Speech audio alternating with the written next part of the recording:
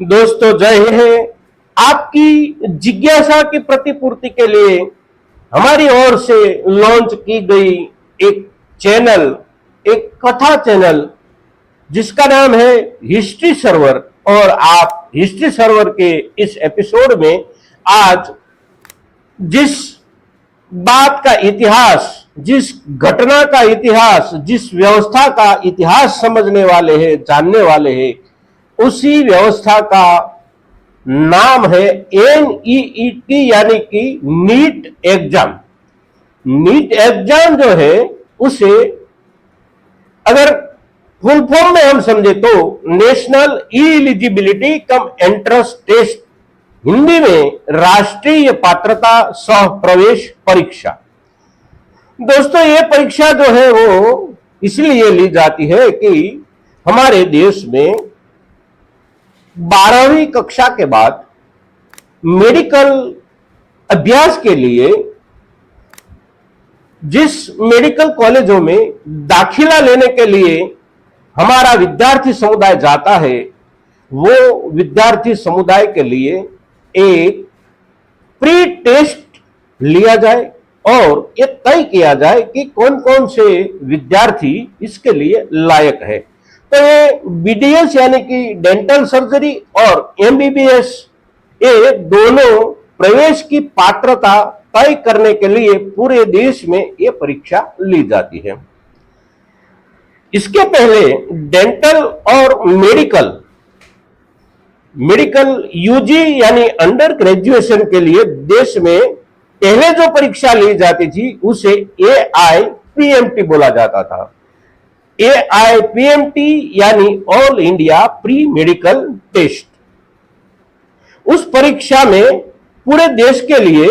जो एक सूत्रता होनी चाहिए वह नहीं होने के कारण राज्य दर राज्य कुछ न कुछ विवाद बनते रहते थे, जिसका असर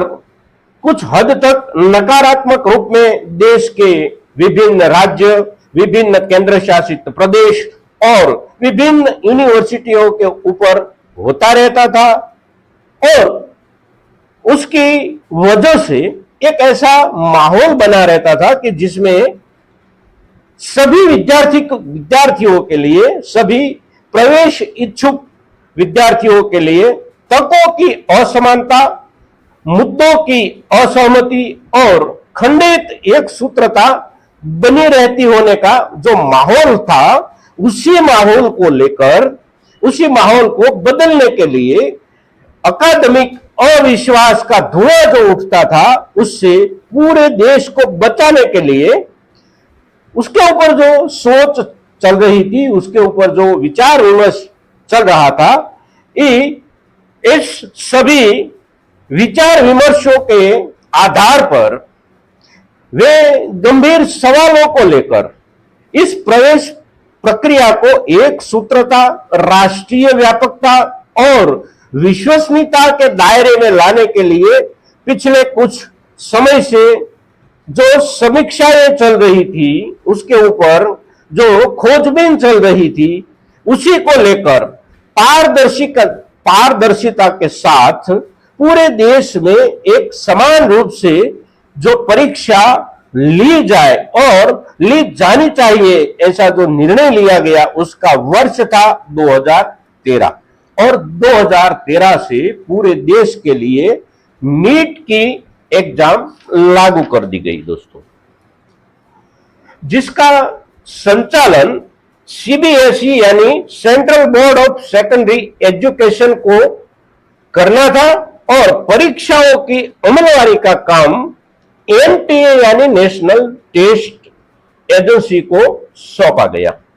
और इस तरह से हमारे पूरे भारत के लिए एक सूत्रीय मेडिकल प्रवेश परीक्षा वर्ष 2013 से लागू हुई और उसका अमल भी उसी वर्ष से शुरू हुआ। दोस्तों ये परीक्षा हर वर्ष राज्य बोर्ड और केंद्रीय बोर्ड के द्वारा लिए गए हायर सेकेंडरी यानी कि उच्चतर माध्यमिक परीक्षाओं के बाद मई के महीने में ली जाती है और जून में उसका परिणाम घोषित कर दिया जाता है। परीक्षा ऑफलाइन ली जाती है। परीक्षा के लिए पेपर टाइम 3 घंटे 20 मिनट का होता है और उसका हायर रैंक स्कोर जो होता है वो 720 अंकों का होता है।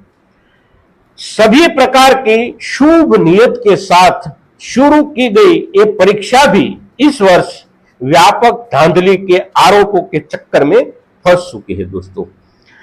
हमारे देश में जो भी व्यवस्था कितने ही अच्छे उद्देश्यों के साथ लाई जाए, लागू की जाए और उसके पीछे पूरा का पूरा तंत्र लगाए जाने के बावजूद भी कोई न कोई घटना या तो कोई न कोई प्रवाह ऐसा दाखिल हो जाता है उसमें कि सारा का सारा शुभ उद्देश्य मार दिया जाता है। और इस वर्ष नीट की परीक्षाओं को लेकर धांधली के जो समाचार हमारे सामने आए हैं, देश के सामने आए हैं, वो इसका एक सबसे बड़ा उदाहरण है। दोस्तों, देश की एक बहुत ही महत्वपूर्ण प्रवेश परीक्षा को लेकर हमने आपके सामने जो एपिसोड आज प्रस्तुत किया है वह आपको अवश्य पसंद आया होगा, ऐसा हम समझते हैं और आपकी ओर से प्रत्युत्तर की अपेक्षा के साथ आज के लिए विराम लेते हैं। दोस्तों, जय हिंद।